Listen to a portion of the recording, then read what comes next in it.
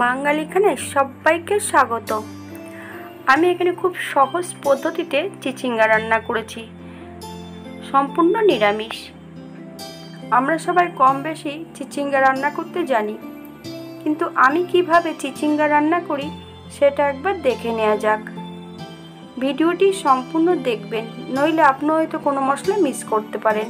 চিচিঙ্গাটা এবার ধুয়ে খোসা ছাড়িয়ে নেব।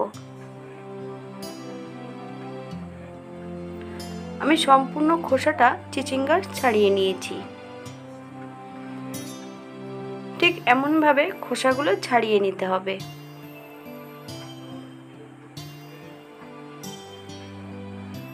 এবার চিচিঙ্গাগুলোকে আমি সরু সরু করে কেটে নেব।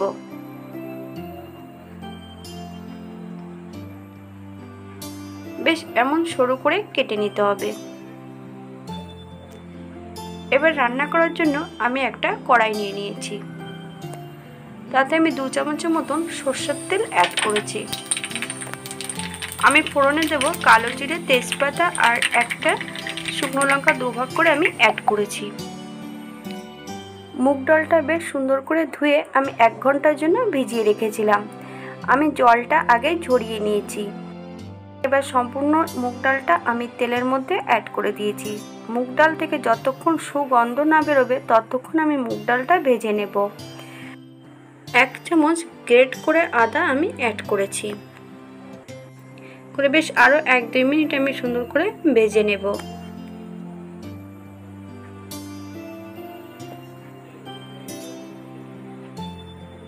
ঠিক এমনভাবে ভেজে নিতে হবে।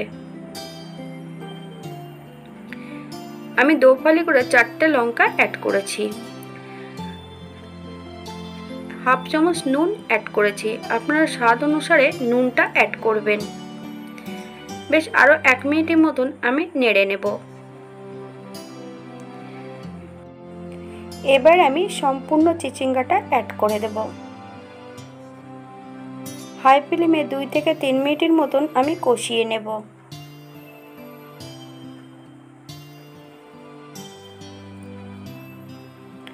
ঠিক এমনভাবে কষিয়ে নিতে হবে।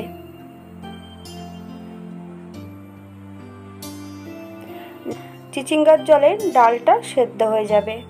এখানে আমি কোনো জল অ্যাড করব না। 10 মিনিটের জন্য ঢাকা দিয়ে রেখে দেব। চিচিঙ্গাটা যতক্ষণ সেদ্ধ না হবে আমি হলুদ অ্যাড করব না।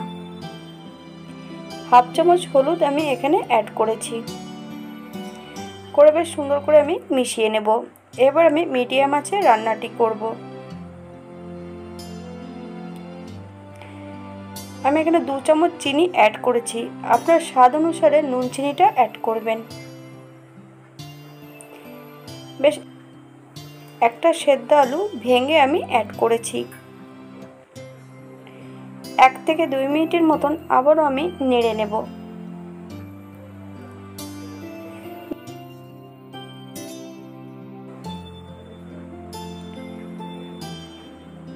এবার আমি এখানে 1 চামচ কাঁচা সরষের তেল অ্যাড করব। আপনারা যদি পছন্দ করেন তাহলে পরিমাণে বাড়িয়ে দিতে পারেন।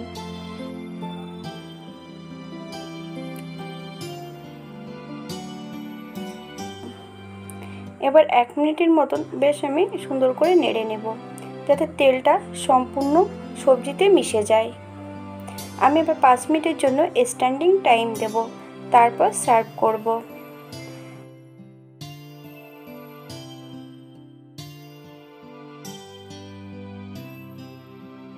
আমি 5 মিনিট বাদে ফিরে এসেছি।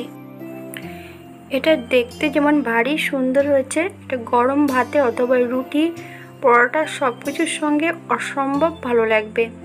আপনারা একবার বাড়িতে একই পদ্ধতিতে ট্রাই করবেন। 500 গ্রাম চিচিঙ্গা নিয়েছি আর 1/2 কাপ কাঁচা মুগ ডাল। মুগ ডালটাকে আগের থেকে ভিজিয়ে রাখতে হবে। মুগ ডালটা যতক্ষণ ডাবল না হবে ততক্ষণ মুগ ডালের জলটা ঝরাবেন না। আমি মুগ ডালের জলটা ঝরিয়ে নিয়ে তারপরে শুকনো ডালটা তেলে অ্যাড করেছি। সবাই সুস্থ থাকবেন, ভালো থাকবেন। নতুন একটা নতুন রান্না নিয়ে আপনাদের সামনে আবার আমি হাজির হব। ভিডিওটি দেখার জন্য ধন্যবাদ। ভিডিওটি ভালো লাগলে একটা লাইক দিয়ে পাশে থাকবেন।